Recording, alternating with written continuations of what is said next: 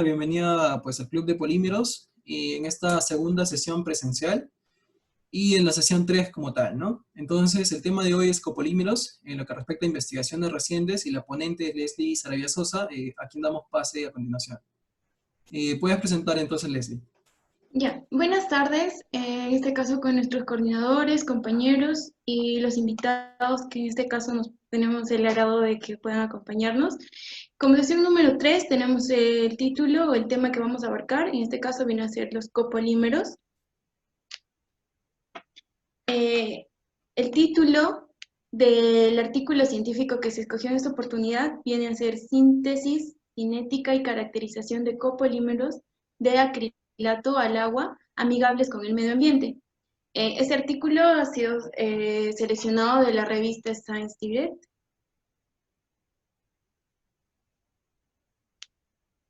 Ok, entonces, como resumen tenemos que vamos a abarcar diferentes temas dentro del paper.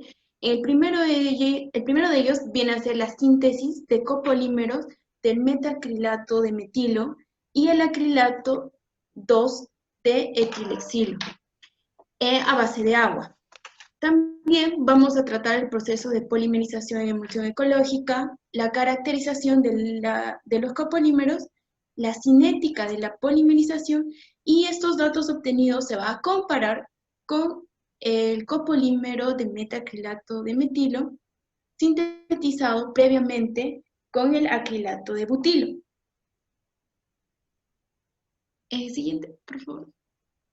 Entonces, antes de dar inicio a la explicación del artículo, hay términos que necesitamos saber para poder comprender todo el artículo.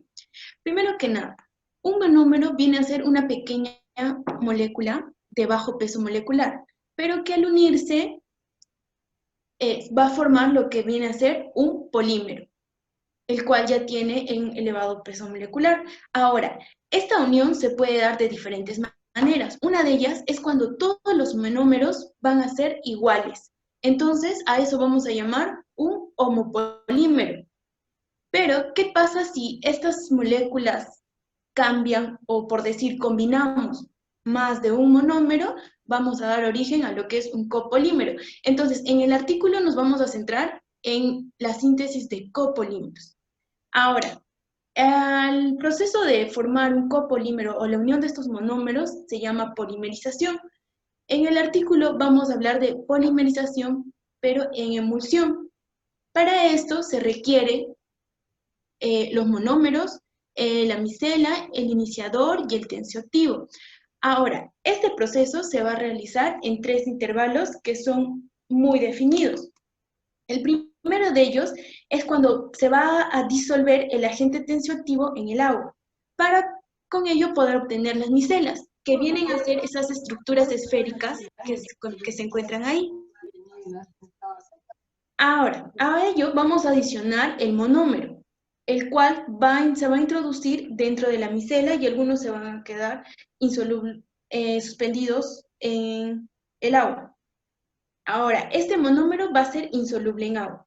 Entonces, a esto se añade lo que viene a ser el solvente en agua, ya que la función en este caso, perdón, a esto añadimos el iniciador. La función del iniciador viene a ser que va a generar radicales libres.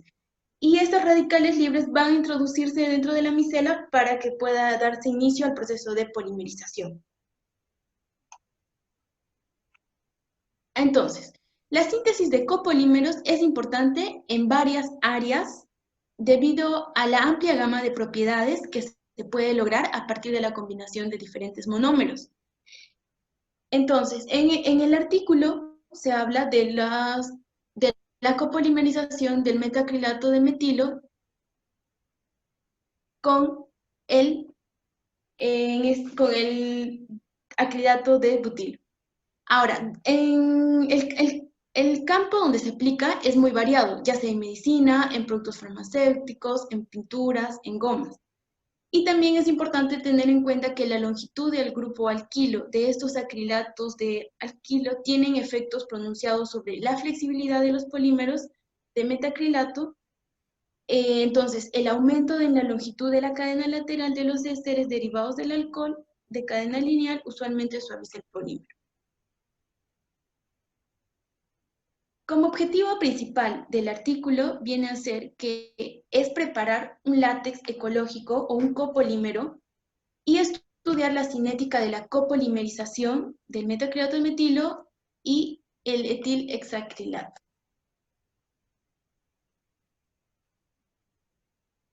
Como materiales o como reactivos, los cuales se van a emplear, viene a ser los monómeros, los dos monómeros ya mencionados, el MMA y el EHA. Pero hay que tener presente que acá se va primero dar inicio a una purificación antes de poder usarlo mediante un método de lavado alcalino. Después se va a utilizar también el iniciador de radicales libres de persulfato de potasio, el KPS, el cual va a tener una concentración constante durante el desarrollo de la investigación, que ahí se muestra que es de 7.9 por 10 a la menos 3 mol sobre litro. Ahora, el emulsionante, que en este caso va a utilizar también el lauril sulfato de sodio, el SL y el sulfato de aluminio, que también se va a trabajar con una concentración definida, que es de 2.8 por 10 a la menos 2 mol por litro. Y el agua desionizada que se va a utilizar, o sea, que se va a requerir durante todo el proceso. El método que se aplica que se aplicó en el desarrollo de este artículo es la polimerización en emulsión de los monómeros del MMA y el EHA.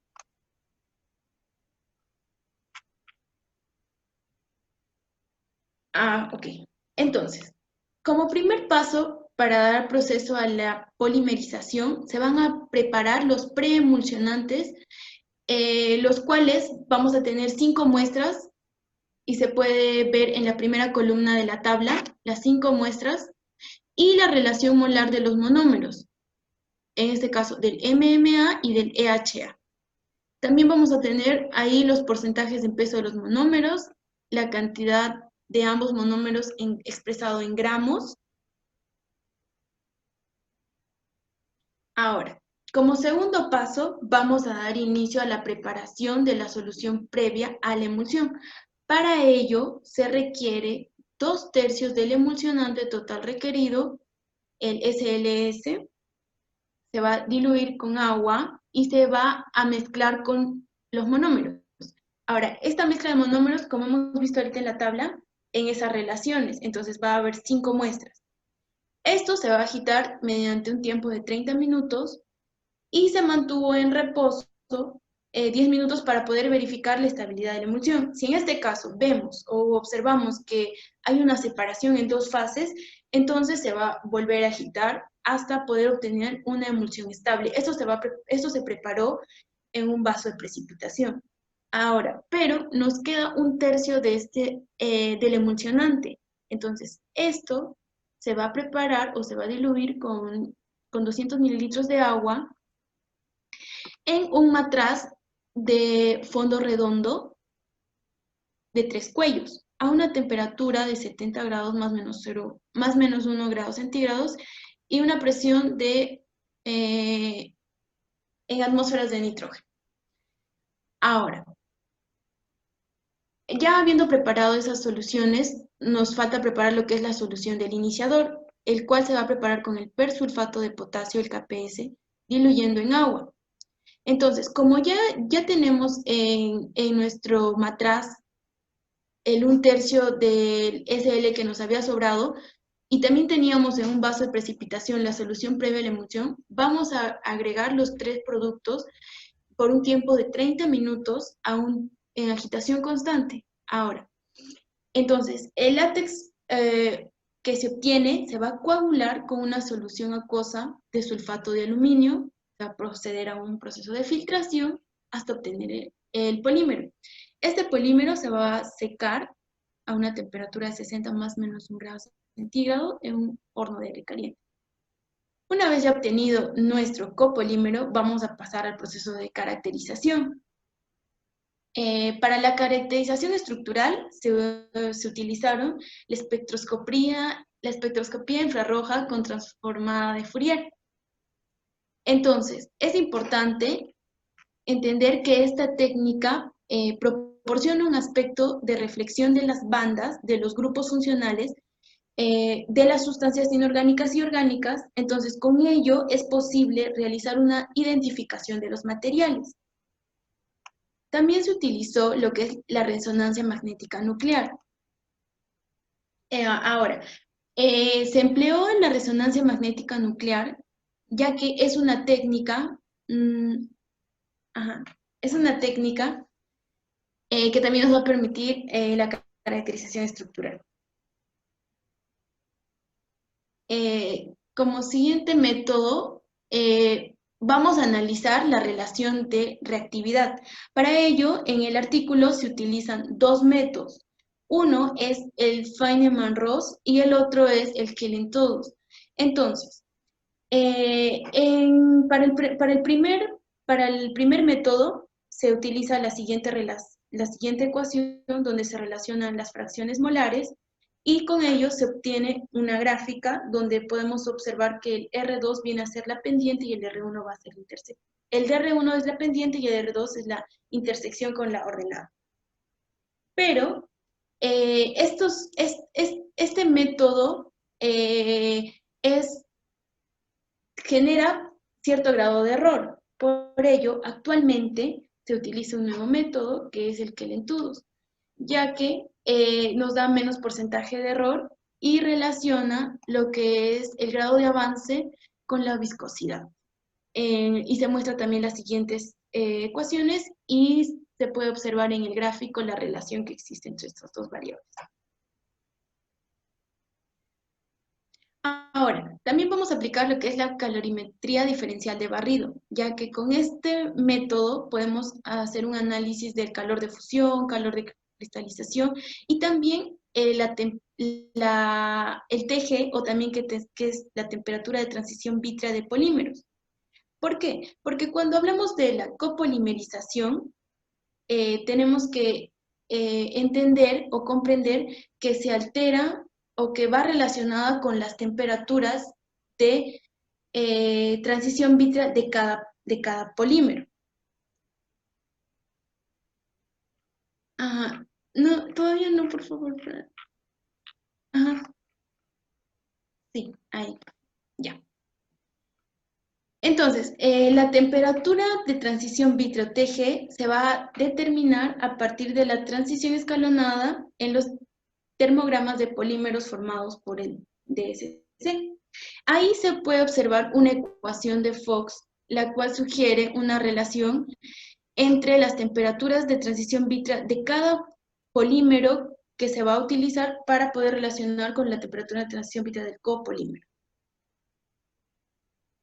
Entonces, podemos definir que la temperatura de transición vítrea viene a ser una temperatura a la cual el polímero va a adquirir propiedades características de estado vítreo, como fragilidad y rigidez.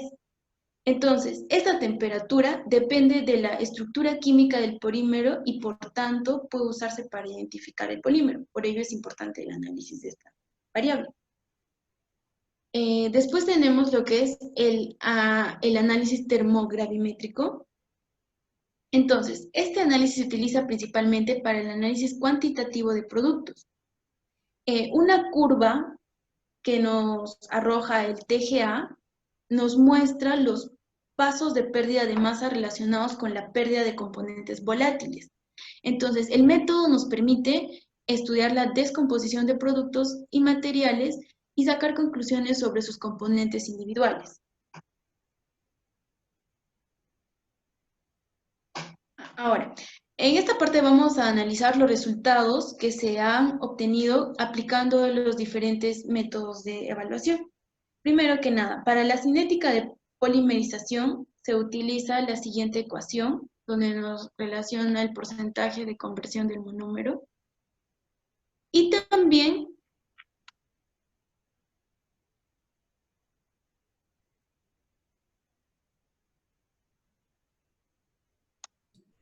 ok, ¿se me escucha? Sí. Sí, Leslie, se cortó un poco tu audio, pero ahora sí se te escucha bien. Ok. Entonces, como estaba explicando, la conversión del monómero se calculó utilizando la siguiente ecuación. Y entonces el porcentaje se determinó gravimétricamente extrayendo muestras a diferentes intervalos de tiempo. La conversión a una relación molar variable se ha trazado en función del tiempo y en este caso, en esta gráfica se muestra, en este caso, se muestra el tiempo y el porcentaje de conversión. Ahora, también podemos observar que según las muestras, como hemos visto que hay 5 muestras las cuales vamos a obtener, quien tiene mayor grado de conversión, según el tiempo, en este caso viene a ser nuestra muestra número 1. Nuestra muestra número 5, perdón. Nuestra muestra número 5. Acá en la gráfica se puede observar. Entonces, estos resultados, en comparación con la conversión en el caso de la copolimerización que se obtuvo con el MA y el BA, se encontró que a una misma relación molar de alimentación y al mismo tiempo de reacción, la conversión fue mayor cuando se usó, en este caso, el monómero del EHA en comparación con el BA. En esta tabla se puede observar mejor las muestras con relación al porcentaje de conversión. Y también se deduce, como en un análisis previo ya se estudió la relación del MA con el BA, pues con los resultados obtenidos hemos visto que cuando hay una copolimerización con el EHA, hay un mayor porcentaje de conversión que con el BA. Ahora, la constante de velocidad K para la reacción de polimerización se determinó por la pendiente de los gráficos correspondientes. En este caso, podemos observar en este gráfico la constante de velocidad K. Y también podemos observar en esta gráfica en las tablas las tasas constantes de polimerización de polímeros sintetizados. Para cada valor de relación molar de monómeros, con el MMA y el EHA, se obtiene una velocidad constante, en los cuales valores se muestran acá. Ahora, las tasas constantes de polimerización de polímeros sintetizados, o sea, en el primer cuadro se muestran los valores del MMA con el EHA y en el cuadro de abajo los valores del MMA con el BA. ¿Para qué? Para así poder comparar los valores que hemos obtenido de la velocidad, de la constante de velocidad en este caso, K. Y también podemos deducir que al comparar estos resultados, pues se encontró que el EHA proporciona una mayor conversión con respecto al BA. Ahora, esto nos explica en el artículo que puede deberse al hecho de que el EHA tiene un coeficiente de velocidad de propagación más alto en comparación con el MMA y el BA. Entonces, cuando más hidrófobo cuanto más hidrófobo es el comonómero carboxilo, más rápida va a ser en este caso la velocidad de polimerización. En este caso, en el artículo, el monómero EHA es de naturaleza más hidrófoba que el MMA y el BA. Entonces, se puede decir que se encontró que la tasa de polimerización aumenta en presencia de él. También podemos decir que los radicales de MA son radicales terciarios y por lo tanto son mucho menos reactivos para la extracción de hidrógeno que los radicales secundarios del EHA. Por ello, que el EHA aumenta la conversión de monómeros. Después pasamos al análisis de la espectroscopía infrarroja, en donde se encontró Fran,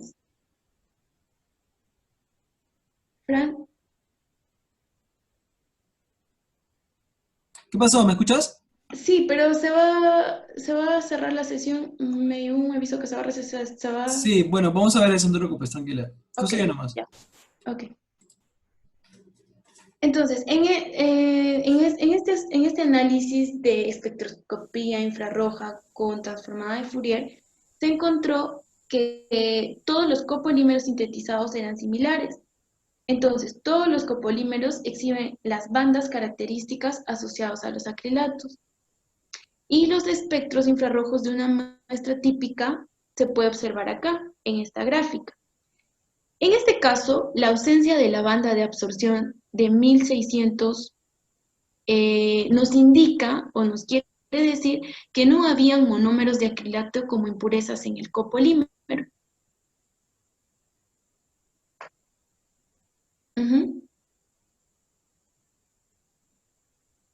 Dentro de los resultados del RMN del copolímero, primero que nada, en este esquema se muestra la composición del copolímero. Entonces se muestra el monómero del MMA y se muestra la estructura del EHA. Una vez que hemos determinado la estructura, pues se procedió al análisis. Entonces, ahí en esa gráfica nos muestra que nos muestra todos los valores obtenidos y nos dice que en ambos monómeros son ésteres alquilo de ácido metacrílico y ácido acrílico. Ahora, también se utilizó para poder determinar la composición del copolímero, se utilizó esta ecuación, donde en este caso A y B son el área de cambio químico relacionado con el CH3 y el CH2, respectivamente. Ahora, en la parte del cuadro de la tabla nos muestra los valores de fracción molar según las 5 muestras que hemos llegado a analizar durante todo el proceso.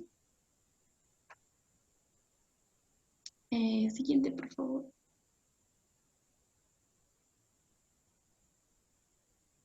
La determinación de la relación de reactividad. Para esto, como hemos explicado, existen varios métodos, pero en el artículo se utilizaron 2, el de Feynman-Ross y el de Kelling-Todos. Entonces, ambos se aplicaron según las ecuaciones que hemos mostrado. Entonces, hemos llegado a obtener en la pequeña tabla se obtienen los valores de R1. R1 va a ser relacionado con el MMA y el R2 es relacionado con el EHA. Entonces, según los métodos aplicados, se obtienen ciertos valores. Entonces, ahora, siguiente, por favor. Estos valores de R1 y R2 se van a determinar utilizando el método de mínimos cuadrados.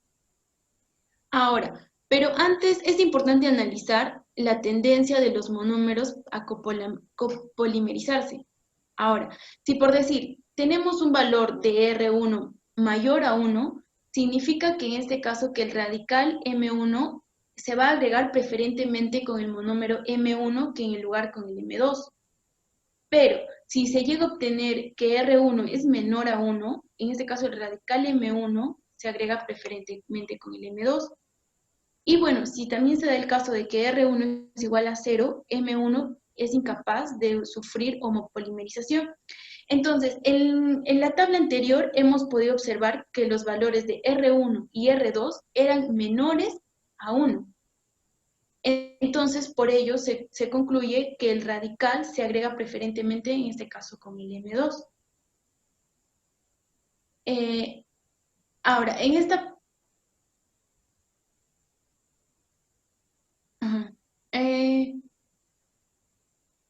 ya. En este caso, en la parte de la calorimetría diferencial de barrido, las temperaturas de transición vítrea de los copolímeros del MMA y del EHA se van a determinar mediante este análisis. Ahora, como ya expliqué, en este caso se va a las temperaturas características, las cuales vamos a trabajar porque se requieren dentro de este proceso es la temperatura ON, la temperatura G y la temperatura F, que en este caso viene a ser la temperatura de iniciación, la temperatura G, que es la transición vítrea, y la temperatura F, que viene a ser la temperatura de fusión. Entonces, para ello, de cada muestra, en la siguiente tabla se muestran los valores que se han obtenido para estas tres temperaturas.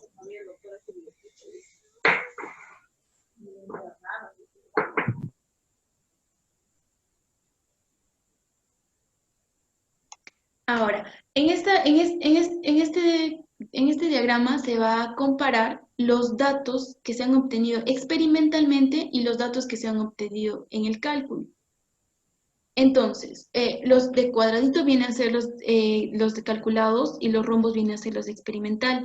Ahora, se observó que en este caso la temperatura de transición vitro-TG teórico es mayor que la temperatura G experimental.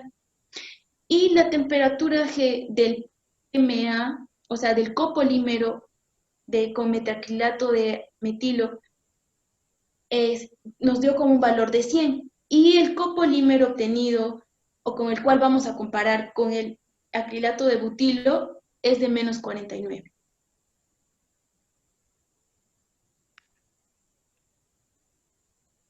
En este caso, dentro del análisis termogravimétrico, vamos a observar las cinco curvas, las cuales vienen a ser, según las muestras que se ha obtenido, a una temperatura aproximadamente entre 80 y 100, se viene viendo una caída de la curva, en donde podemos deducir que puede hacer o que se llevó a un proceso de evaporación, y en cada zona se va también dando ciertas caídas de la curva. Entonces, la estabilidad térmica relativa de las muestras de copolímeros se evaluó mediante la comparación de estas 5 muestras. Ahora, la estabilidad térmica relativa de las muestras de copolímeros, como hemos mencionado, vamos a hablar de tres temperaturas. La primera viene a ser la temperatura de descomposición inicial, la cual viene a ser la temperatura a la cual comienza la descomposición de la muestra. La temperatura de descomposición final viene a ser donde ya se descompuso casi todo o por completo. Mientras que la temperatura máxima de pérdida de peso, en este caso se define como la temperatura a la cual la tasa de pérdida de peso es máxima. Ahora, en la siguiente tabla nos muestran los resultados del comportamiento térmico que se realiza con las cinco muestras. Y también podemos ver que todos los copolímeros mostrados nos dan un valor, en este caso, de la temperatura inicial de descomposición, aumentó en este caso de 149 a 220, cuando el contenido del EHA en la alimentación aumentó, en este caso, de un 10 a un 50% en peso. Pero también se observa que no hay una variación significativa en la temperatura de fusión y en la temperatura máxima. Como conclusiones, llegamos que el EHA proporciona una mayor conversión con respecto al BA en las mismas condiciones a las cuales reaccionan. Entonces, esto puede deberse al hecho de que el EHA tiene un coeficiente de la velocidad de propagación más alto que en comparación con el MBA y el BA, el copolímero que se obtuvo del MMA y el BA. Otra conclusión a la cual llega el artículo es que el monómero del EHA es de naturaleza más hidrófoba que el MMA y el BA. Entonces, por ello, se encontró que la tasa de polimerización aumenta en presencia de él. Ahora, también vemos que los radicales del MMA son radicales terciarios. Por ello, son mucho menos reactivos para la extracción de hidrógeno que son los radicales secundarios del EHA. Por lo tanto, el EHA aumenta la conversión de monómeros. Y también en las tablas observamos que los látex preparados con la muestra número 2, 3 y 4 son adecuados para la aplicación de recubrimientos, ya que la temperatura de transición vítrea de estos polímeros se encuentran en un rango de 0 a 40, mientras que la muestra número 1 y la 5 no están dentro de este rango. Y también podemos concluir que debido al uso del agua como vehículo, esta técnica es respetuosa con el medio ambiente. Gracias.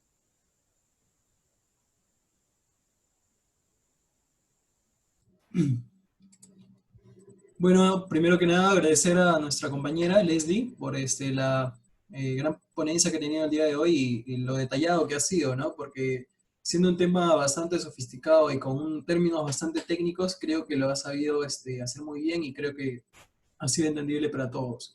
Bien, entonces se le agradece a Leslie.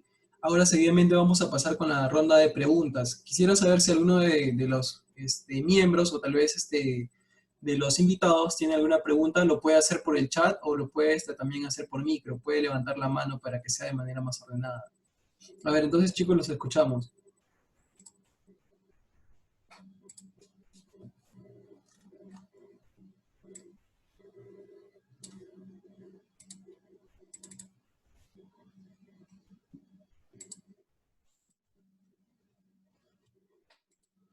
Chicos, ¿no hay preguntas? Bueno, entonces, si no hay preguntas, hasta que ustedes puedan ir animándose en lo que respecta a eso. A ver, creo que hay una pregunta por acá. Ok, entonces chicos, si no hay preguntas, vamos a ir haciendo las preguntas que se tienen respecto a la ponencia del día de hoy y ustedes van a ir contestando, ¿sí? Ahorita voy a compartir la pantalla para que ustedes vayan viendo eso.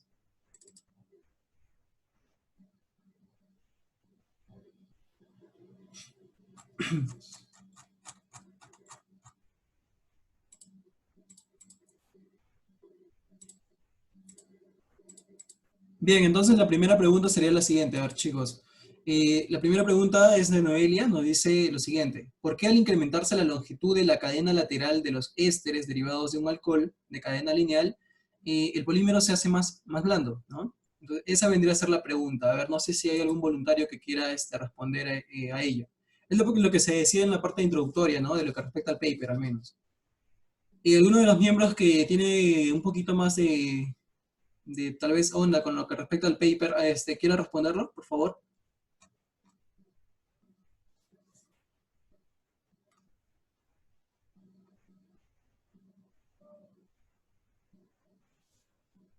Leslie, tal vez tú quieras dar alguna opinión respecto a eso. Sí, dentro del artículo nos mencionan pues que el aumento en este caso de la longitud de la cadena lateral de los ésteres derivados de alcohol de cadena lineal pues tienen efecto usualmente en la suavidad o suaviza el polímero. Claro. Muy bien, perfecto. ¿Algún otro voluntario, chicos, de los miembros del Club de Polímeros o no? A ver, Kelly, por ejemplo. Ah, Pamela, ok. Lo primero que debemos entender es que esta clase de copolímeros son del tipo termoplásticos. ¿Esto qué quiere decir?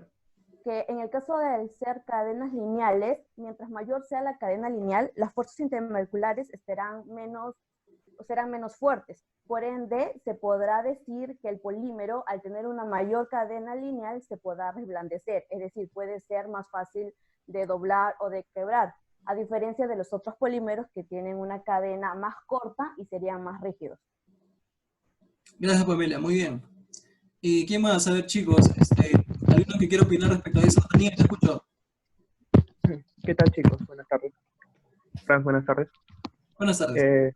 En el artículo también se menciona que el monómero EHA tiene una temperatura de transición vitrea muy baja, por lo que se puede decir que un polímero de baja temperatura de transición vitrea será blando a una temperatura ambiente y que puede formar una película con mayor facilidad. y también incrementar sus propiedades, en este caso, la planificación interna. Muy bien, Daniel, muchas gracias. Perfecto. ¿Y alguna otra persona que tenga dudas o que tenga, perdón, alguna acotación que hacer a la pregunta? La pregunta era, ¿por qué al incrementar la longitud de la cadena lateral de los ésteres derivados de un alcohol de cadena lineal, el polímero se hace más blando? Bueno, entonces, ¿quién más quiere aportar ahí, chicos? A ver, Marvin.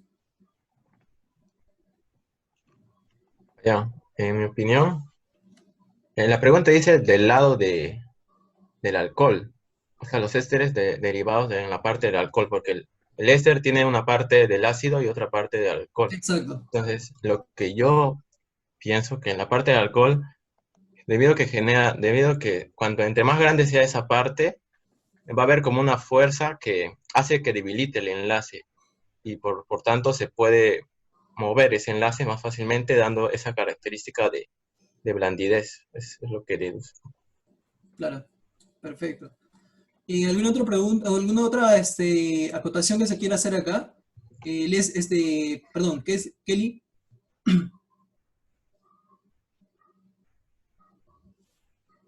Sí, disculpa, lo que pasa es que en mi casa hay un poco de bulla y no puedo estar hablando. No, no hay problema, está bien. Justamente lo que decía mi compañero sobre lo que tiene que ver el EHA tiene de temperatura es muy baja, porque eso es lo que le hace flexible y a una temperatura ambiente. Eso es lo que yo también lo que sabía, nada más. Ok, ok.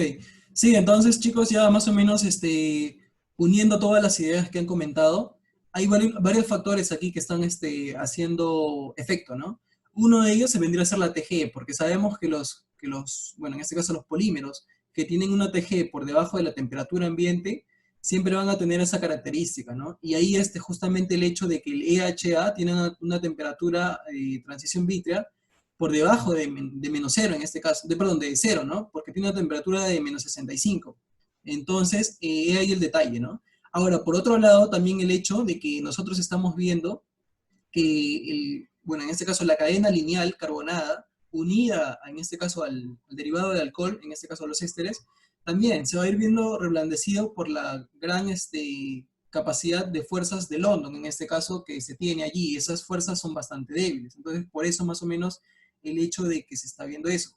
Ahora, también nuestra compañera Pamela ha dicho algo muy cierto, ¿no? Esos copolímeros tienen la propiedad de ser, en este caso, termoplásticos. Y un termoplástico son aquellos que, pues, al aumentar la temperatura, van a ir siendo reblandecidos, ¿no? Entonces, ahí el hecho también de poder ver eso. Leslie, ¿querías opinar algo? No. Ok, vale. Entonces seguimos con la segunda pregunta, la pregunta de Marvin, que dice lo siguiente. ¿Por qué se usa sulfato de aluminio para precipitar el copolímero y cómo actuaría para lograrlo, ¿no? Entonces, allí también esa pregunta es muy interesante en lo que respecta al proceso de preparación por emulsión para el copolímero. A ver, chicos, los escucho, cualquiera.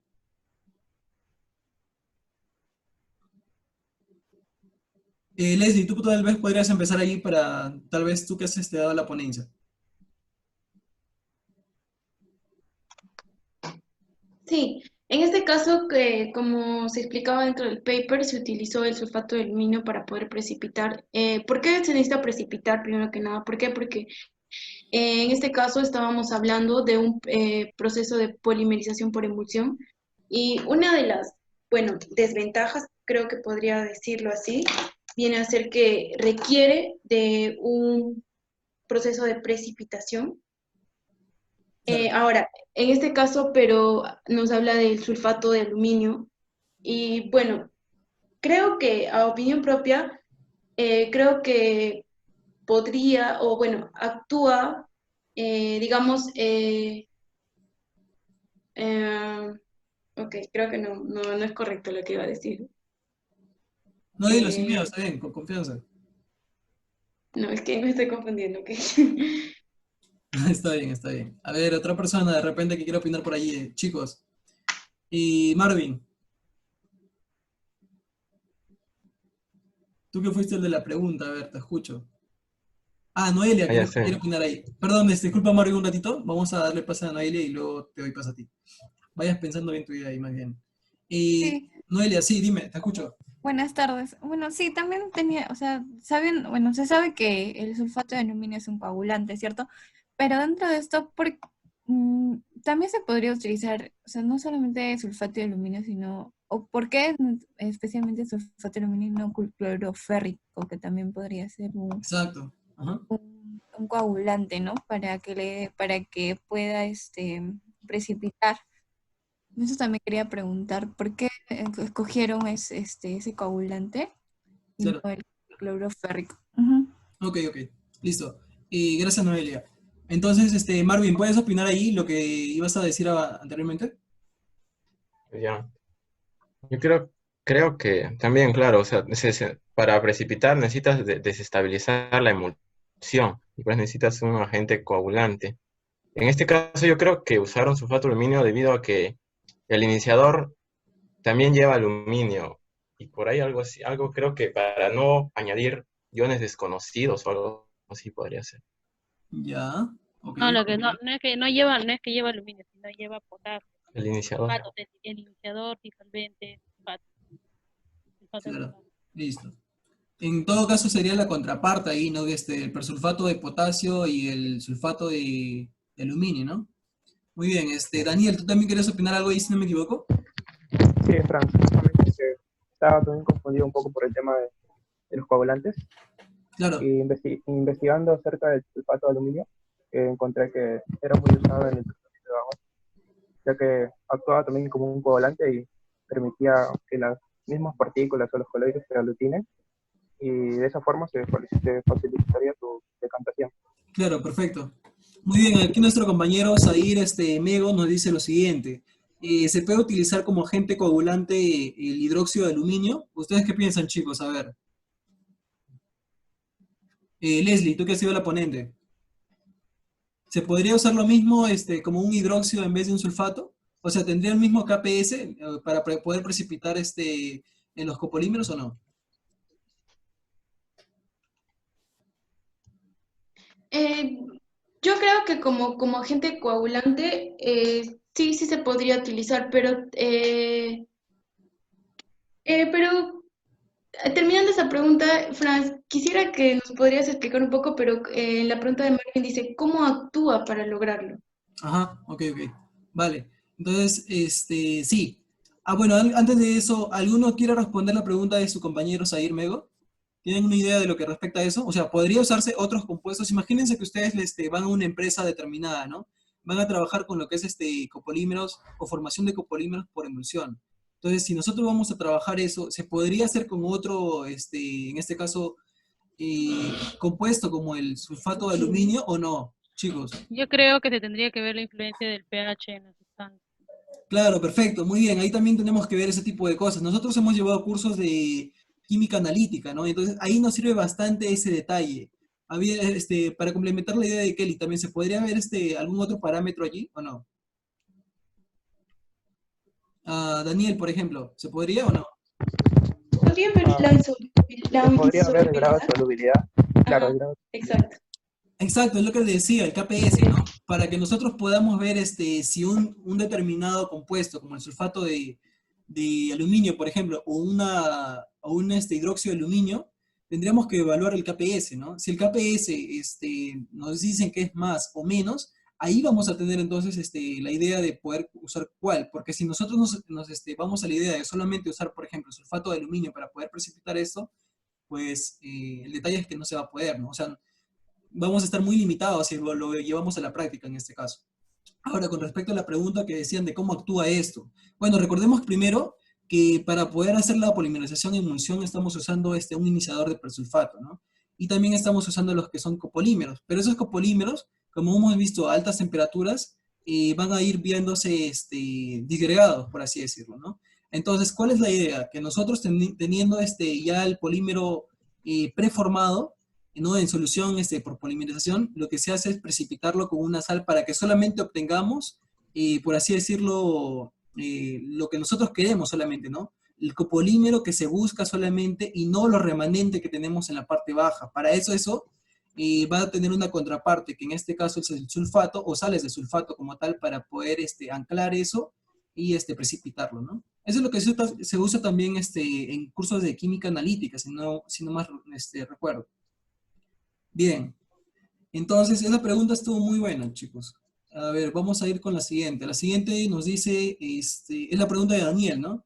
Nos dice lo siguiente: ¿a qué se debe la conversión de NMA, EHA, ¿no? Sea mayor a la de MMA-BA? O sea, ¿a qué se debe que la conversión de metilmetacrilato bueno, en este caso etil-exilacrilato, sea mayor a la de o metilmetacrilato con butilacrilato, ¿no? En este caso. ¿A qué se debería eso? Es lo que estábamos viendo en una parte de la diapositiva. Entonces, ahí incluso nuestra compañera creo que lo respondió. A ver, chicos, ¿qué piensan sobre eso? No hay problemas ahí, gracias. ¿Qué piensan ahí ustedes, chicos? A ver, cuéntenme.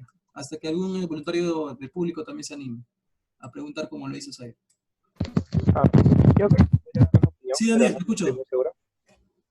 En este caso, si no me equivoco, en el paper nos hablan sobre el carácter hidrófobo del EHA.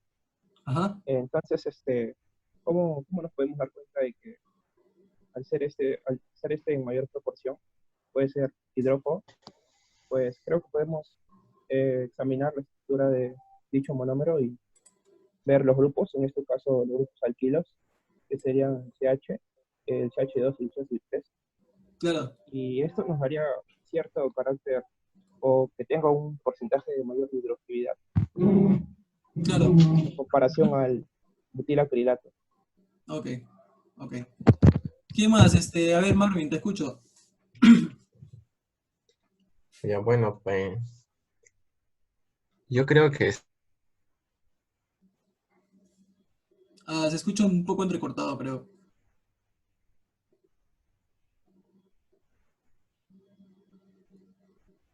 O Yo soy- creo que tiene el que ver pelo, Ay, disculpa. Sí, uno por uno, a ver, cuénteme. Marvin. lo que le genera que el MMA ya no tenga atracción por el hidrógeno, entonces se forma una mejor cadena con el BA, con el EHA. El MMA forma una mejor, ¿cómo se llama? Se forma mejor con el EA que con el BA debido al tipo de radical que posee el EA. ¿Ya? ¿Cuál es el tipo de radical que existe en cada uno de ellos? En el MMA es un radical terciario y en el EA es secundario. Claro, claro, perfecto. ¿Y algún otro, gracias Marvin, ¿alguna otra persona quiere opinar allí? De repente, Leslie, por ejemplo, o Kelly, que creo que también quería opinar algo hace rato.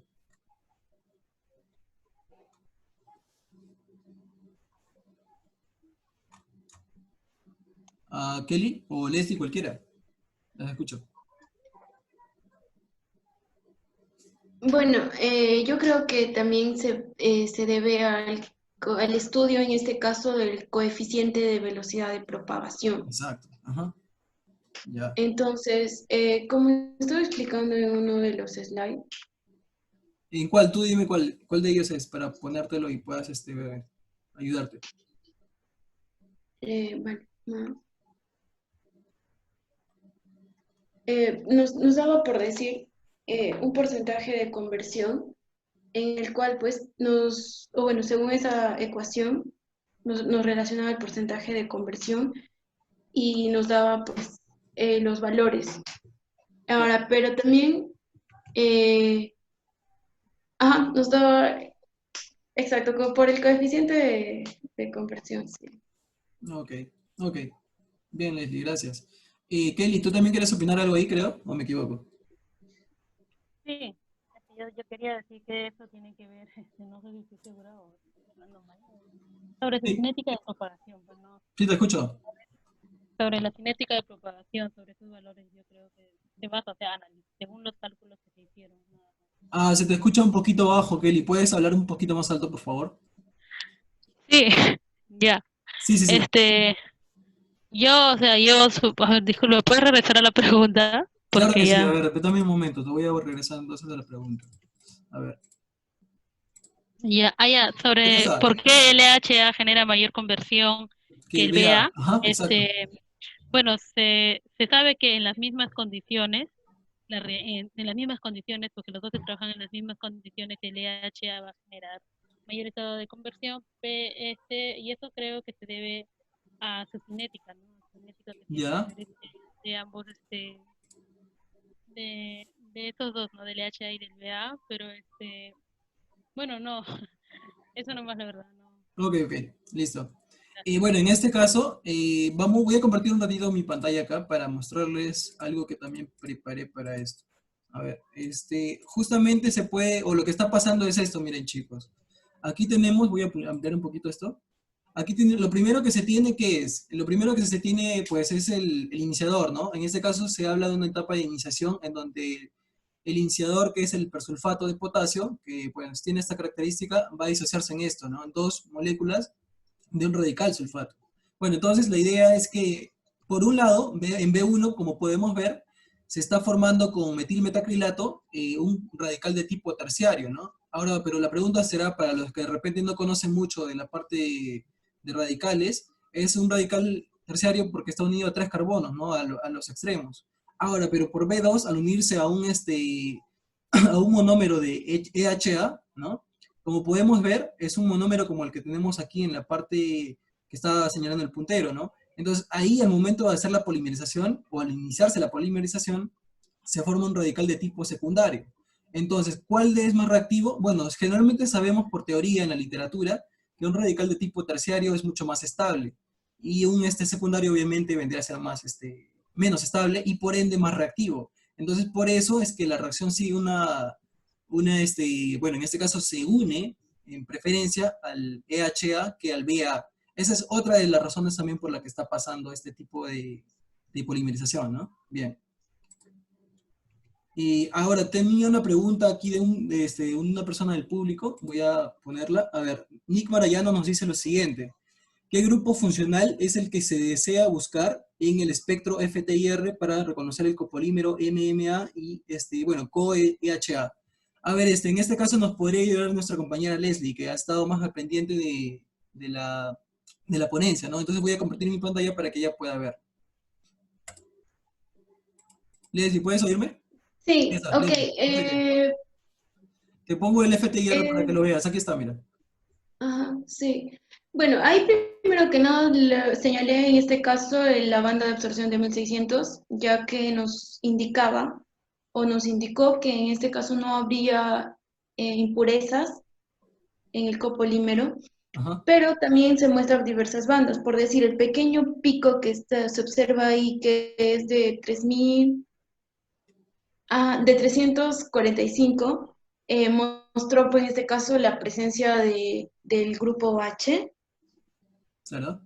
que en el artículo nos explica que se puede originar debido a la presencia de agua residual en el copolímero. Claro. También, en este caso, los ésteres. Se te escucha entrecortado, Leslie. eh, Ahora sí. los ésteres,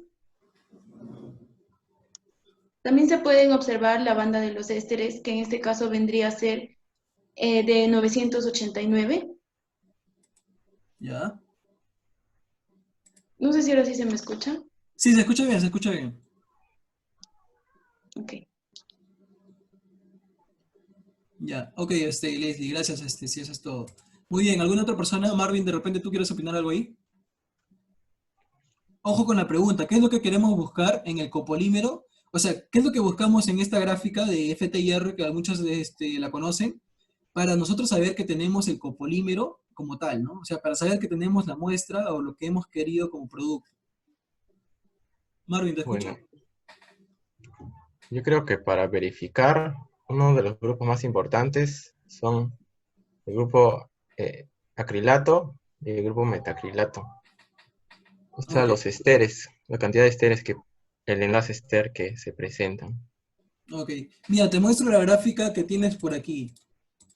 Estábamos hablando que el más preferido es el que tenemos por aquí abajo, ¿verdad? O sea, entonces la pregunta sería más o menos la siguiente. ¿Cómo nosotros sabemos que, por ejemplo, tenemos esta estructura que está en verde, señalada en verde, y no tenemos la que está por aquí?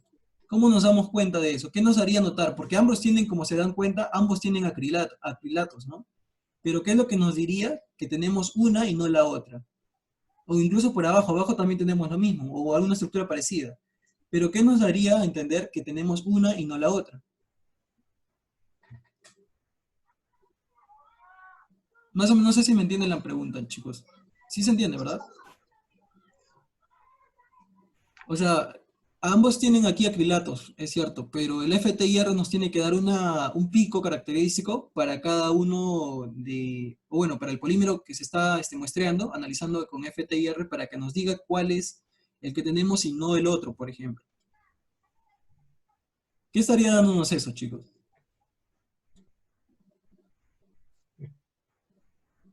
A ver, vamos a volver a la gráfica, si no. Borro esto. Ya. En la gráfica teníamos esto, miren chicos. Entonces, ¿qué pico nos da a entender eso? A ver, no sé si me pueden ayudar Marvin, perdón, Daniel, allí. Daniel, ¿me escuchas? Sí, pues, Sí, un vale. que me ubico en la fábrica, en la gráfica. En este caso, el pico que está en el círculo rojo, creo Ya, que ¿qué tiene el sería pico? Ajá. corresponde al grupo metilo y al CH3. A ver, vamos a volver a la gráfica por acá. Ya, aquí, ¿a cuál te refieres tú? Dime, ¿al de abajo o el de aquí arriba? No sé. Al de arriba.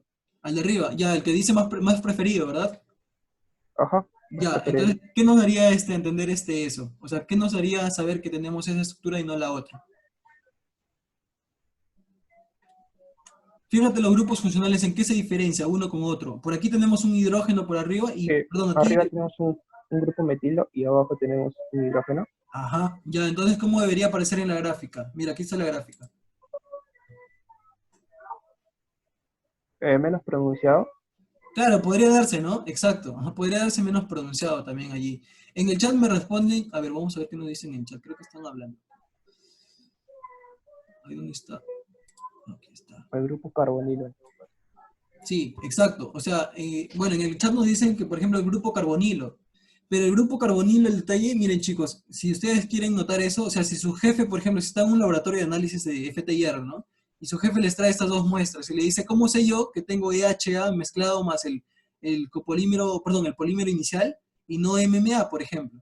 Entonces, ustedes van a su gráfica y cómo se darían cuenta. Si ambos tienen carbonilo, miren chicos, abajo tienen CO o CH3, o sea, ese grupo acrilato, y por aquí también tienen otro grupo acrilato, ¿no? Entonces, ¿por qué es que tenemos uno y no el otro, chicos? Porque en ambos tenemos acrilato, pero lo único que se diferencia, como pueden notar aquí, es la cadena. En este caso abajo la cadena es mucho más larga, y aparte, si ustedes se han dado cuenta también, la gráfica de EHA y BH, a ver, ¿dónde está esa gráfica? Oh, tenía esa gráfica por acá.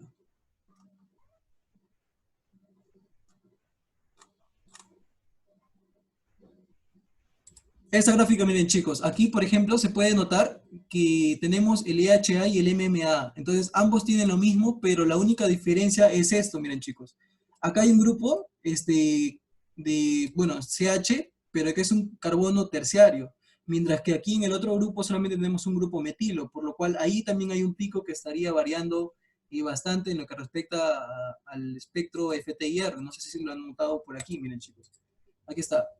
Entonces, eso también nos daría a entender esa gráfica. En las tensiones, por ahí en el chat también decían los estiramientos de CH, ¿no?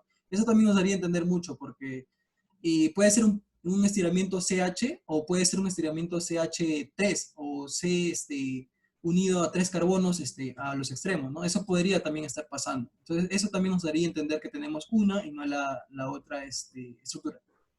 ¿Alguna otra persona que quiera? Ah, bueno, Pamela, creo que tú quieres añadir algo ahí. Pamela, te escucho. No, sí, yo estaba diciendo que la diferencia es el estiramiento carbono-hidrógeno que está presentemente en 2995 en el pico, que esa sería una de las diferencias con el otro grupo, el EHA, que tiene el estiramiento carbono CH3. Claro, ok, perfecto. ¿Alguna otra persona, ya sea del público o de los miembros, quiere opinar algo ahí, chicos? Ya sea por el chat o por micro. De repente, alguno de ustedes también ya son casi egresados o están en los últimos ciclos y de repente han visto cursos teóricos o prácticos de lo que es FTIR y puedan aportar algo allí, ¿no? Bueno, cualquier cosa pueden hablarlo por el chat, no se preocupen chicos, y para poder ir discutiendo también eso. Bien, entonces vamos con la siguiente pregunta. A ver. Bueno, la siguiente pregunta es la pregunta de Carmen, ¿no? Nos dice lo siguiente: ¿se puede afirmar que la temperatura de transición vítrea o vítrea del EHA permite que éste tenga un coeficiente de velocidad de propagación más alto o no? ¿Se podrá saber eso a partir de la temperatura de transición vítrea o no, chicos? A ver, coméntenme, cualquiera de ustedes. Leslie, por ejemplo.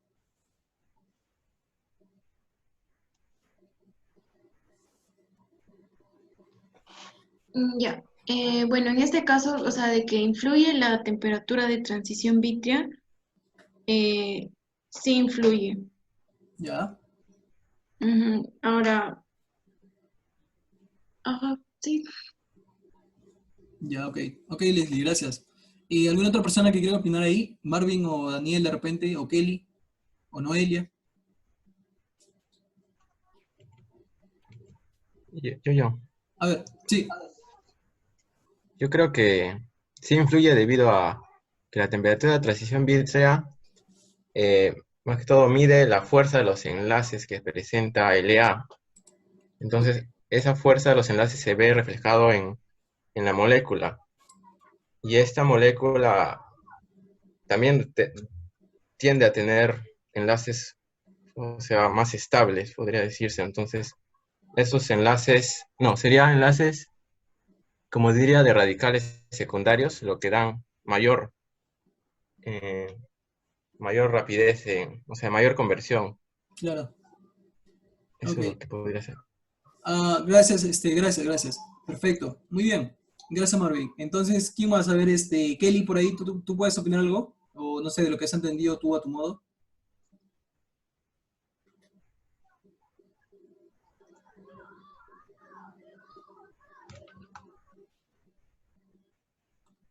Bueno, si no es Kelly, puede ser Daniel, por ejemplo. A ver, hay una persona en el chat. Ok. Ya, entonces, Daniel, ¿puedes responder a esa pregunta o no? Tengo una idea, pero no sé si sea correcta. No, está bien, no hay problema. En este caso, sabemos que la temperatura de transición vítrea tiene efectos en la Claro. plasticidad interna del polímero, pero también debemos de tener en cuenta la conversión, puesto que si aún aumenta más, también empieza a, a disminuir la velocidad de la reacción. Y creo que a los monómeros como que les costaría al trabajo enlazarse, se podría decir, y la Claro, velocidad de propagación se vería afectada en cierta manera. claro. Ok. Gracias, Daniel. Pamela, ¿tú quieres opinar algo ahí de repente o no? A ver, sí, primero entender que la temperatura vítrea es la temperatura a la cual los polímeros van a pasar de un estado más vidrio a uno más blando o más quebradizo, por así decirlo. En este caso, esto también puede tener influencia en lo que es la estructura en sí del polímero. Por ejemplo, en el caso del EHA es un polímero más asimétrico. Esto ayuda a que sea más fácil de que se polimerice y por ende su velocidad de propagación sea más rápida y por ende pueda quebrarse o reblandecerse más rápido que otros polímeros como el MMA, que tiene una cadena más corta y menos voluminosa. Ok, perfecto. Ajá, muy bien, Daniela. Es Pamela, perdón, gracias. Fran, Entonces, sí, dime. Cualquiera de tengo los una dos. duda también. Cualquiera. A ver, Noelia, En te este escucho caso, primero. Sí, Fran, es que hay una gráfica, a ver, como estaba A ver, sí, hablando dime en qué diapositiva o qué. en el 15, A ver, en vamos a la 15 entonces. ¿Ya? ¿Aquí? ¿Te refieres? sí, sí, claro, o sea, el volumen específico. Sí, entonces está relacionado, bueno, como estaba comentando el tema de la temperatura, transición vitrea, ahí también relaciono, ¿no? Si es amorfo, semicristalino, cristalino, eso también tiene, bueno, supongo que influye también Claro. respecto, ¿no? Porque, no sé, eso lo quería saber si me puedes explicar la Ya, gráfica. claro. Ya, ahorita vamos a ver eso un poquito. Y Ya. Perfecto, perfecto, Noelia, gracias. ¿Quién más quería opinar ahí? No sé si Daniel o Marvin, creo que estaba queriendo. Ah, sí, yo tenía una duda también. Sí, En el dime, caso dime. de la velocidad de propagación, quería saber si era lo mismo que la velocidad de polimerización. Claro. A ver, entonces, bueno, pasa que uno es la velocidad de polimerización y otro es la velocidad de propagación, pero uno hace referencia a lo que es el monómero como tal, que va a unirse al polímero base, y la polimerización vendría a ser, pues, en este caso, la formación de los radicales y cuándo se va a detener en la etapa de terminación. No sé si ahí te iba a responder Daniel. Sí, ya, lo escuché perfectamente. Ok, ok, perfecto. Entonces, y respecto a la pregunta bueno, nuestra compañera Noelia, hay un tema que justamente nosotros no sé si se dieron cuenta los que vieron desde el principio la ponencia, hay algo que también es importante recalcar, ¿no? Aquí, por ejemplo, utilizamos la ecuación de Fox, pero esta ecuación no se utiliza así por así o para cualquier tipo de muestra de polímero, ¿no? Cuando tenemos un polímero, solamente un polímero y no un copolímero, se utiliza no una ecuación como esta, sino una ecuación en la que relacionamos una constante con la TG, una constante que depende pues de parámetros como temperatura o tal vez presión o condiciones medioambientales. Pero cuando tenemos dos copolímeros, o bueno, perdón, un copolímero, tenemos dos monómeros unidos dos o más monómeros unidos allí, ¿no? Entonces, aquí hacemos referencia, tenemos un WA y un WB, donde esa vendría a ser la fracción molar en peso para A y para B, y su respectiva TG.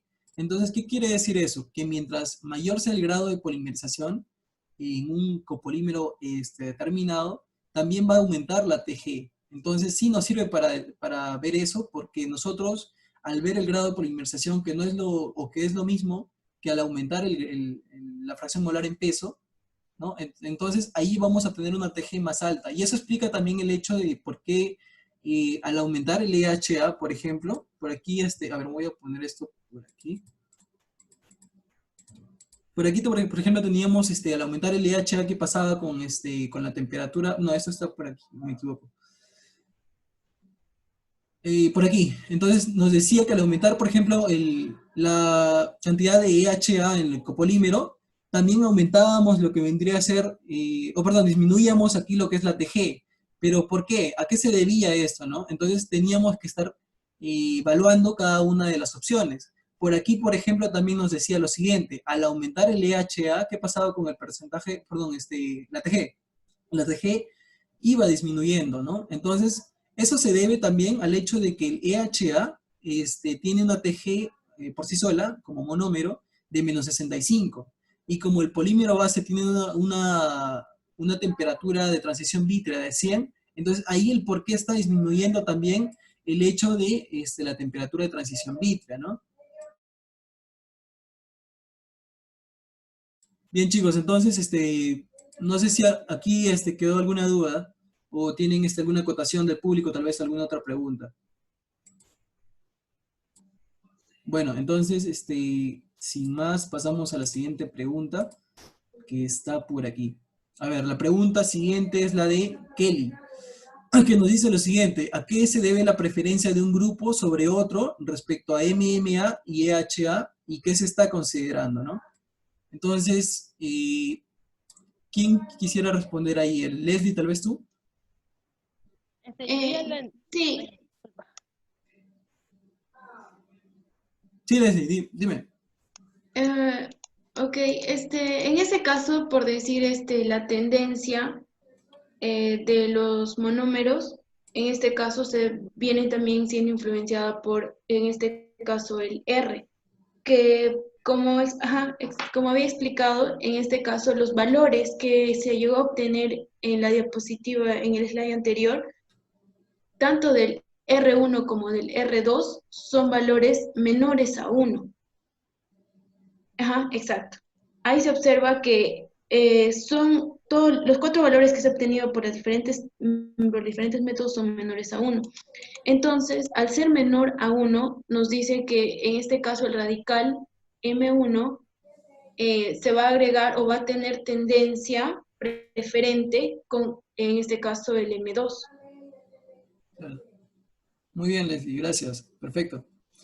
¿Algún otro que quisiera opinar ahí, Kelly? Te escucho. Ah, ya, bueno, acotando lo que dice mi compañera, como tú ya lo habías explicado, porque ahora sí lo entiendo, es el tipo de radical que también forma, tanto que sea un radical terciario, un radical secundario, la estabilidad, la cadena en este caso. Claro. Y sobre la ecuación de Fox que dices, entonces Aquí lo tengo. eso como que haría quedar más claro, creo, ¿no? Claro. Que la preferencia se dé por eso, pues, ¿no? Ok. Y eso que es lo que le da como regresando a la pregunta anterior de la compañera también, que también se debe al tipo de componente y la cadena, ¿no? Para que sea también, como dijo la compañera, más flexible y su fuerza de atracción. Entonces, todo eso creo que influye. Claro, exacto. Sí, justamente en el paper mencionan esto, ¿no? Las fuerzas de atracción también son un factor que juega un rol importante, ¿no? En el desarrollo de la polimerización aquí. Muy bien, perfecto. ¿Alguna otra persona, Marvin o Daniel, de repente? Creo Sí. que sí quedó claro con lo que explicaste acerca de los radicales terciarios Ajá. y los radicales secundarios, los cuales uno es menos reactivo que el otro, por lo tanto tiene más activación por ese radical. Ok. Ujú. Perfecto. Muy bien, Daniel, gracias. ¿Y Marvin? Sí, yo también considero que es debido a la característica de los radicales que forman. Por ejemplo, el EA es un radical secundario, entonces como al ser menos inestable, va a generar que se reaccione con el MMA. Y entre MMA no va a reaccionar debido a que son radicales más estables. Claro, exacto. Perfecto. Ajá. Muy bien. ¿Alguna persona del público quisiera opinar también algo aquí, chicos? ¿O en todo o no, no sé, de repente quieren opinar algo ahí? Son libres de hacerlo también, si es que tienen alguna opinión al respecto, ¿no? Muy bien. Entonces, sí, justamente lo que dicen nuestros compañeros es cierto, ¿no? Aquí lo que se está viendo es justamente por un lado, lo que es el factor R, en este caso R1, para lo que viene a ser la gráfica que estamos aquí en lo que respecta a la ecuación de Feynman-Ross y la de Kellen-Tudor, ¿no? Esa nos da una gráfica de tipo teórica. Y eso se demostró también posteriormente con lo que es la gráfica de tipo experimental, dando valores muy cercanos, ¿no? Ahora, pero ya de un punto de vista químico, o sea, verlo todo esto, eso se basa más que nada entonces, ¿en qué? Bueno, en todo caso vendría a darse por justamente el radical, ¿no? Hay un radical de tipo terciario, un radical de tipo secundario. Entonces ahí hay una estabilidad y por ende también una mayor o menor velocidad de propagación para lo que es el monómero, ¿no? En este caso unido al polímero base. Bien, entonces, a ver, dejo de compartir acá y voy a compartir nuevamente la otra pregunta. A ver, ¿qué nos dice la otra pregunta? Uy, esta no es. Ya, entonces esta es la otra pregunta. Creo que en el público quiere opinar alguien. A ver. Ah, ok, muy buena pregunta. A ver, vamos primero a responder la pregunta de nuestro compañero. La pregunta de Nick Marayano nos dice lo siguiente. ¿Qué información nos dan las gráficas de Feynman-Ross y la de Kellen-Tudor? A ver, Leslie, vamos a ir primero con esa pregunta. Tú que has visto un poquito más esto a detalle. A ver, ¿dónde está? Ya, a ver, entonces las gráficas de Feynman-Ross y la de Kellen-Tudor son estas dos. Leslie, no sé si puedas ahí detallar un poquito más esto, justamente lo que hablábamos anteriormente, en la parte anterior, ¿no? Eh, sí, ya. En este caso, por decir en el primer método que es de Feynman-Ross, en este caso nos va a relacionar la ecuación, ¿podrías ponerlo? Ah, Por sí, favor, ¿podrías ponerlo arriba? Ajá. ¿la amplío? ¿Te refieres? No, no, arriba Ah, ya, hay la un ecuación slide. aquí. ¿Esta? Exacto, Ok, hay ya. otro, más. A ver, no sé, tú me dices dónde. Creo que está por aquí más arriba, ¿no? Sí, un poquito más arriba. Acá, ahí. Ok, Ya. La primera parte, en este caso, la parte donde está la relación de M1, o sea, de las fracciones molares, se va a relacionar con la segunda parte de la ecuación, no sé cómo explicarlo. ok, Y entonces, por ello, va a haber una pendiente en el cual viene a ser el R1 y en este caso va a haber una intersección con el R2, en este caso en la ordenada. claro. Ok, Ahora, pero en este caso, en el de método de Kellen-Tudor, ahí va a relacionar el avance de la reacción con la viscosidad.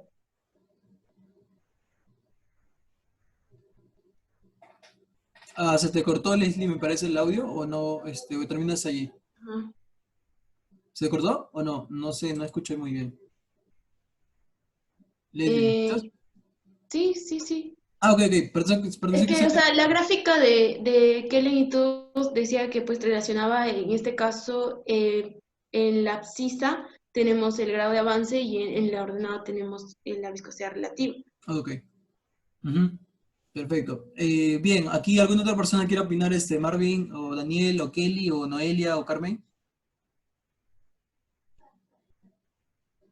A Yo, ver, Marvin. yo creo que, claro, o sea, para estos métodos me sirven para calcular el R, que es la reactividad. Y eso es importante para ver en qué grado reaccionan los monómeros. Entonces, Claro. el método de Feynman me acomoda estos términos tal que se pueda generar una ecuación de una recta y al graficarla obtener el R1 y el R2. Pero este método tiene, ¿cómo se diría?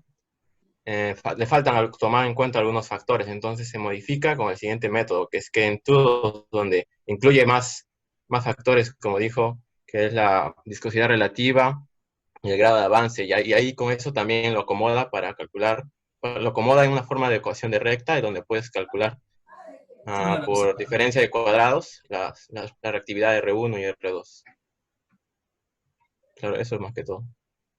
Muy bien, Marvin, gracias. ¿Alguna otra persona que quisiera opinar aquí? Del público, tal vez. O alguna otra persona, ya sea Daniel o Kelly o Noelia. Ah, sí, Sí, Daniel, te ah, escucho. en cierta parte también, con lo que dijo Marvin, tiene razón. Creo que también nos da una idea de la tendencia de los polímeros a copolimerizarse. Y si nos vamos un poquito más abajo, creo que A ver, en sí, las sí, sí. gráficas de, Tú me dices dónde paro. sí, en este caso esa gráfica demuestra que la reactividad 1 es menor a 1. Ajá. Ajá, más abajo, en las gráficas de las estructuras donde están más preferidos, menos preferidos. Ah, ¿aquí? No. No, creo que es un poco más arriba, ¿no? Creo que era más arriba. A ver, Aquí, aquí. Ok. Ajá, exactamente. Ahí creo que nos da una idea clara de qué estructura se va a preferir más que otra, ¿no? Y nos dice que R1 es menor a 1 y que MMA se vería preferentemente a los PHA Claro. mediante ese mecanismo. Ok. ¿Alguna otra persona quisiera acotar algo allí, chicos? Tal vez del público o de repente de los miembros. O Pamela, inclusive tú puedes hacerlo.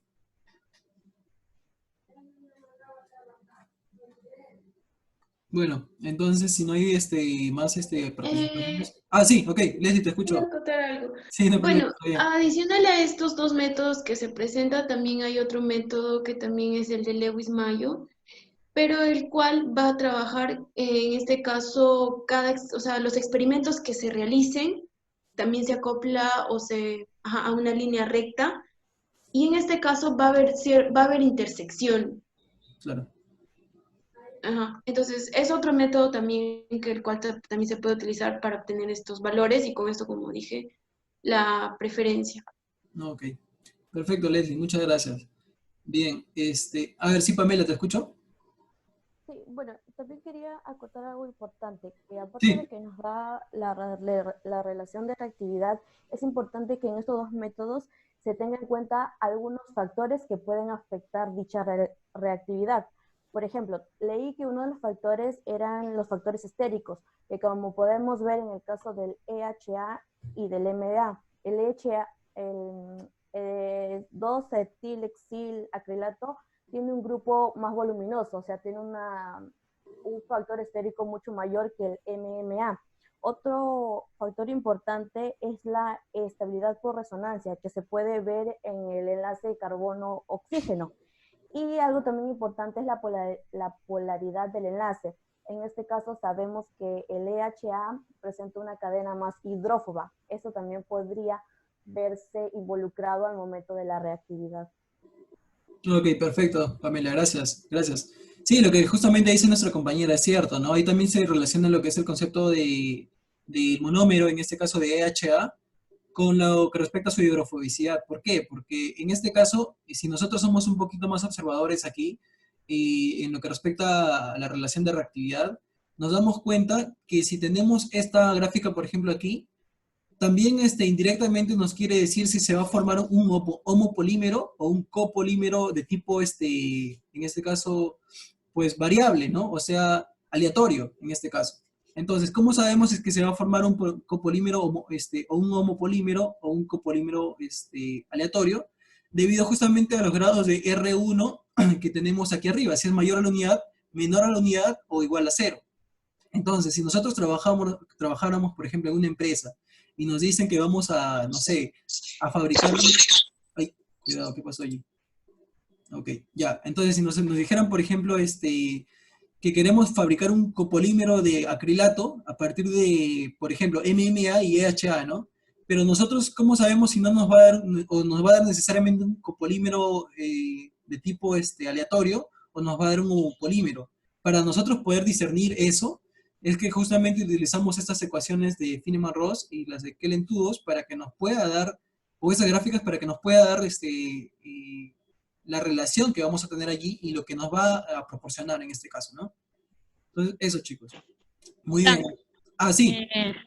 en el caso de las gráficas de Firma Roth y Kellen, son para copolímeros, disculpa. Ajá, exacto, sí. Y o sea, la idea es que siempre tienen que darnos una línea recta.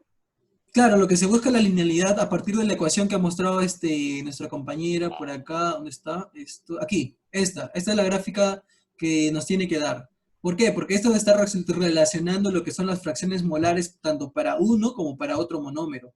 Si esto se va a diferenciar mucho y de la unidad o no. Entonces, si ahí aquí había abajo una relación en lo que respecta a la relación R1, nos decía que si era mayor a 1, por ejemplo, se agrega preferentemente M1 en vez de M2. Si es R1 menor a 1, lo contrario, y si es R1 igual a 0, pues se forma, o es incapaz de sufrir una homopolimerización. Entonces, ahí el detalle de qué es lo que está pasando indirectamente, ¿no? No sé si se puede entender bien eso. Bien, entonces, si no hay más aportaciones a esa pregunta, vamos a pasar con la siguiente. La siguiente nos dice, bueno, es la de Daniel en este caso, ¿no? Nos dice, ¿a qué se debe que el patrón de descomposición, ¿no?, en el análisis termogravimétrico sea similar para todas las muestras que se están viendo aquí en lo que es la polimerización? Bien, entonces, ¿quién quisiera participar ahí, chicos? A ver, vamos a poner la gráfica por acá. Ah, si no me equivoco es esta, sí. Ya, entonces, chicos, a ver, ¿quién quiere participar acá? Tal vez, Leslie, ¿podrías empezar allí?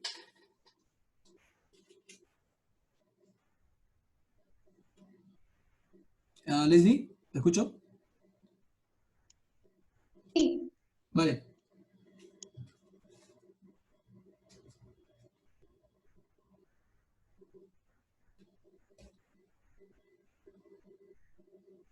Ah, se cortó, Leslie. Bueno, hasta que ella solucione esos problemas técnicos, tal vez Daniel o Marvin o Kelly no se puedan opinar por ahí algo.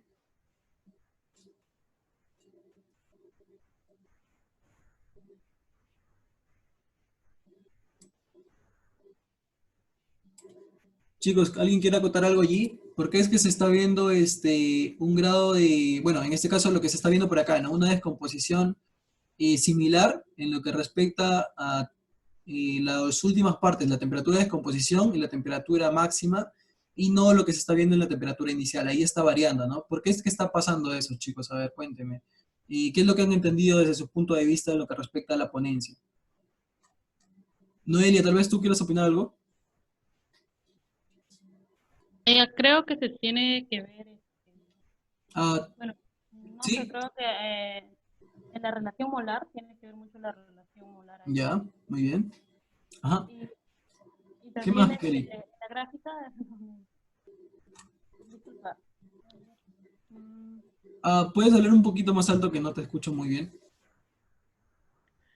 Sí, eso hago, estoy un poco mal de la garganta. Sí, ahora sí.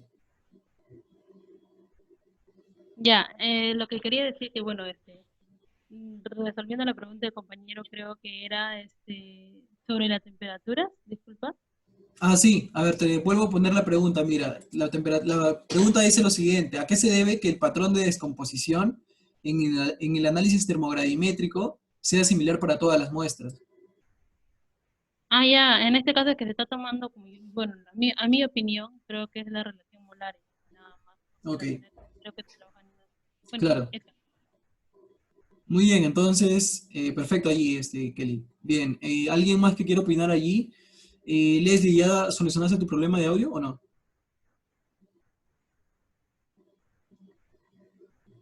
No, parece que no. Ok, Marvin. Ya, bueno, según mi opinión, al inicio, a temperatura donde empieza la descomposición, Ajá, son muy variadas debido a la influencia, a la cantidad de H, ¿cómo es? EHA, la cantidad de EHA. O sea, el EHA creo que es más sensible a la temperatura. O sea, al inicio se muestra esos cambios debido a que el EHA está, ¿cómo se diría? Descomponiéndose más que todo. Pero al final ya queda más la parte de el MM que ya se descompone, por eso muy parecido al final ya. Sería la influencia de la composición del EHA. ok, perfecto. Eh, Daniel, ¿quieres opinar algo ahí?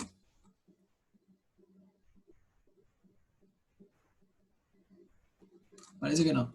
Ok, Noelia o Carmen tal vez, o alguien del público.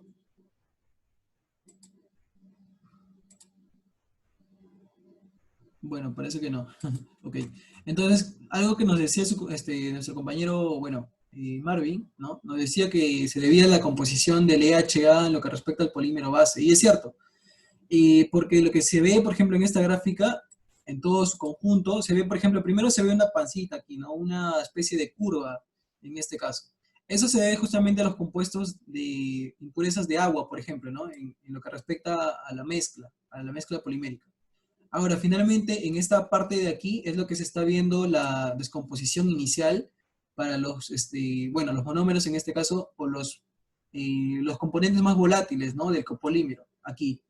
Y eso, bueno, obviamente es afectado porque hay una diferente relación para EHA con respecto al polímero base, ¿no? Donde la relación va de 9 a 1 en un caso hasta 5 a 5 para el caso último, ¿no? ¿Qué quiere decir eso? 9 a 1 y 5 a 5. Bueno, 9 a 1 significa la concentración tanto MMA versus lo que vendría a ser el EHA y bueno, 5 a 5 lo mismo, pero en este caso son iguales, ¿no? Entonces ahí más o menos para que se den una idea. Y finalmente, una vez que ha pasado eso, por aquí, a escalas inferiores a eso, vemos que la velocidad de descomposición en el análisis termogravimétrico va a ser constante para todas las muestras que nosotros tengamos, independientemente de qué es lo que contengan dentro. Eso es lo que está pasando para la parte final, al menos, ¿no? Bien. No sé si tienen alguna pregunta por allí adicional o alguna acotación que se quiera hacer.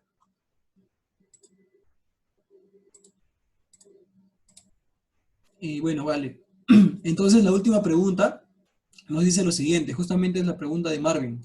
Nos dice por qué la polimerización no es una polimerización viva y cómo se evitaría o cómo se evita el efecto gel.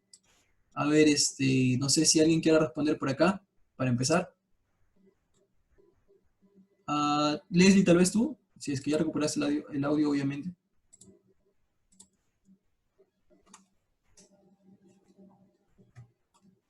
Para empezar, ¿se sabe lo que es el efecto gel y el efecto, o por qué mejor dicho, se daría una polimerización viva? ¿Se sabe o se entiende lo que significa eso o no? A ver. Creo que ahora sí. Leslie, te escucho, creo que ya recuperaste el audio. Sí, ahora sí me escuchas, Frank. Sí, sí, te escucho bien. Ok, ya. Bueno, en cuestión de esta pregunta, tengo algo de conocimientos de lo que es polimerización viva. Estaba leyendo un poco, pero no tengo muy claro lo que es en este caso el efecto gel. Lo que entendí en este caso de polimerización viva que más que nada es una síntesis, pero en este caso para copolímeros de bloques. Claro. Mira, para que te des una idea, lo que es una Ajá. polimerización viva significa que cuando tú una vez que has utilizado el iniciador y vas a empezar la polimerización en cadena, o sea, lo que significa, en este caso, la polimerización viva es que no se va a dar el término del proceso, o al menos se va a alargar mucho el término del proceso. Y eso más o menos también está relacionado con lo que es el efecto Hale. No sé si me entiendes más o menos allí. Ya, sí, sí, Ajá. ajá. Entonces, ¿por qué es que, o cómo se evitaría eso? ¿Cómo crees, o mejor dicho, respondiendo a la pregunta de Marvin, ¿no? Que nos dice, ¿por qué la polimerización no es una polimerización viva? Entonces, ¿qué es lo que está pasando para que nosotros no tengamos ese tipo de polimerización aquí?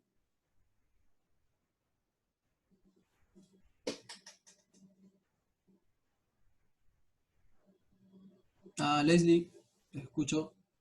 Sí, eh, pues podría ser en este caso, no estoy segura, pero quizás podría ser eh, el agente tensioactivo Ya, claro. o no. Ya, podría ser también, claro. Ya, gracias, Leslie. ¿Quién más? Tal vez por ahí, Marvin, Daniel, Kelly, cualquiera. Creo que Daniel querías opinar algo hace rato. Sí, yo también no tenía mucho conocimiento en lo que es polimerización viva y efecto Hall. Estaba leyendo un poco, pero no entendí. Lo que sí entendí fue que se daba mayormente en polímeros de bloques. Es lo mismo que leí cerca de él. Claro, ok. Bueno, creo que la última vez estuvimos viendo más o menos en la anterior presentación, para los que son invitados y recién pues están en esta ponencia, y lo que se vio la vez pasada fue, por ejemplo, la aplicación de un método de tipo RAFT, ¿no? En donde se utilizaba un compuesto azufrado.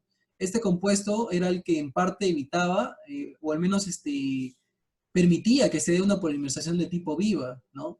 Lo cual aquí en este caso al menos no se da porque no tenemos un tipo de compuesto o de método de ese estilo.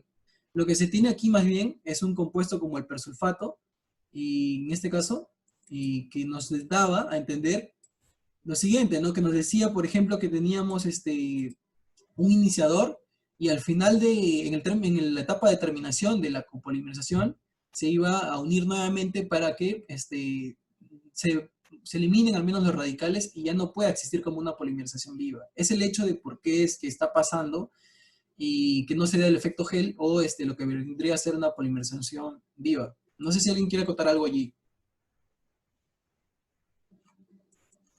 Noelia tal vez, o tal vez Carmen, o Marvin.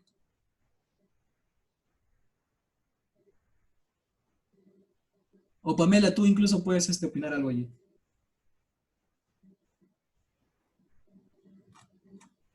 Yo. A ver, sí, Marvin, te escucho. Ya, bueno.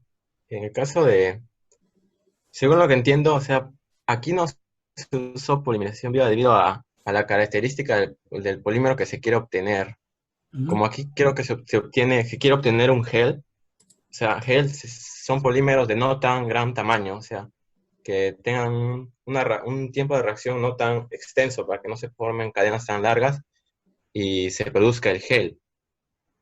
Y en el efecto más que todo, el efecto de gel, ese efecto se debe a cuando ya se está acabando la polimerización, debido al aumento de la viscosidad, los polímeros ya en grande, de gran tamaño, evitan las reacciones de terminación, generando que se descompongan y se vuelva a realizar la reacción de polimerización, generando un aumento de temperatura que puede salir fuera de control eso. Ese sería el efecto gel.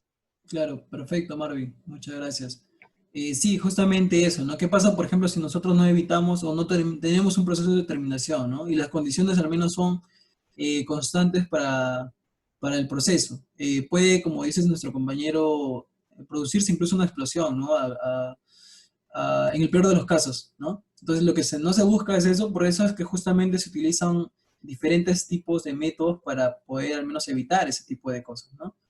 Muy bien, entonces, ya sin más acotaciones, al parecer, porque tampoco hay preguntas en el chat, entonces vendría a ser... Ah, Sí, ¿alguien quiere opinar una ahí? pregunta, sí, con respecto al efecto gel, bueno, no tenía tanto conocimiento respecto a esa persona, no estaba opinando, pero ahora más o menos entiendo que, o sea, hay, o sea, si hay si se escoge un método específico, ¿cierto? Y las condiciones, pasa que al final puede no ser las que se tenía al inicio, entonces, ¿cómo se maneja esa situación? O sea, más o menos eso está enfocado al tema de efecto G, a las A ver, condiciones que sí, vea. gracias Noelia, muy buena pregunta. O sea, claro, es por eso justamente muchas de las cosas que se utilizan ahora, no solamente para lo que respecta a polímeros, ¿no? Sino una síntesis cualquiera. Y lo primero que se hace, al menos ahora, con la tecnología que se tiene en la mano, se utilizan métodos computacionales, ¿no? Por ejemplo, aquí se utilizaron los métodos de las ecuaciones de Feynman-Ross y los de Kellen-Tudor.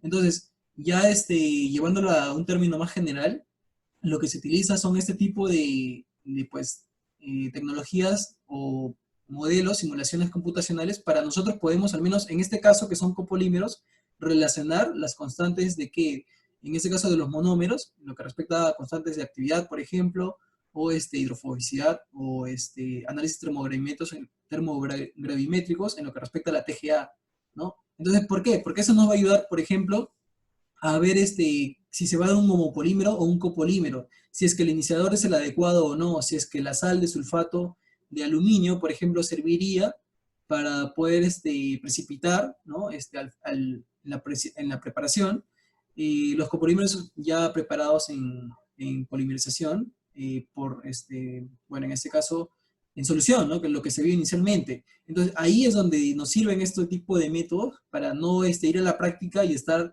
haciendo ensayo-error y al final de repente podemos generar un accidente. Entonces no se busca eso, ¿no? Y para eso se utilizan este tipo de ecuaciones teóricas y se comparan con las que se encuentran en la literatura, ¿no? Bien, entonces no sé si hay alguna otra acotación que se quiera hacer por aquí. Kelly, te escucho. Sí, sobre el efecto gel, esto se da solamente cuando existen reacciones de polimerización de tipo radical, o sea, Claro, la radical en exacto. este Ajá, caso. claro. Ah, sí, Y en Kelly. el caso de la polimerización viva, se dice que se caracteriza porque genera un intermediario y ese intermediario reacciona con el monómero otra vez. Ajá, exacto. Es como una ciclación, no se consigue, al final no se consigue un producto terminal, o al menos se alarga el proceso para que podamos obtener S. Y como justamente también lo comentaron por allí, ahí interfieren otros conceptos ya de término físico-químico, por ejemplo, en lo que respecta a viscosidad, y entre otros, ¿no? De repente la relación molar que existe entre los monómeros de partida, ¿no? Eso. Bien, chicos, Vale. entonces, ¿alguna otra acotación que se quiera hacer acá? Si no, ya para terminar todo lo que vendría a ser esto.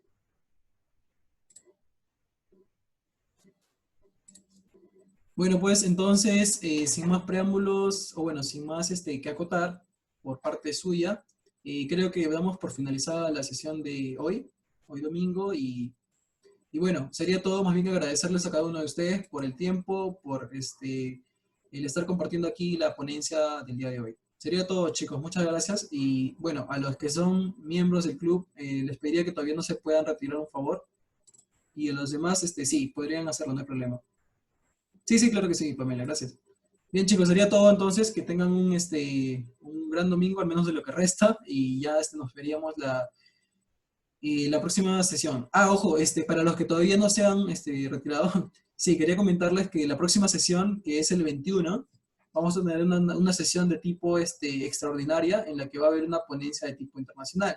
Se van a ver más o menos un tema de lo que vendría a ser síntesis de polímeros y, bueno, nanomateriales, de grafeno en este caso, ¿no?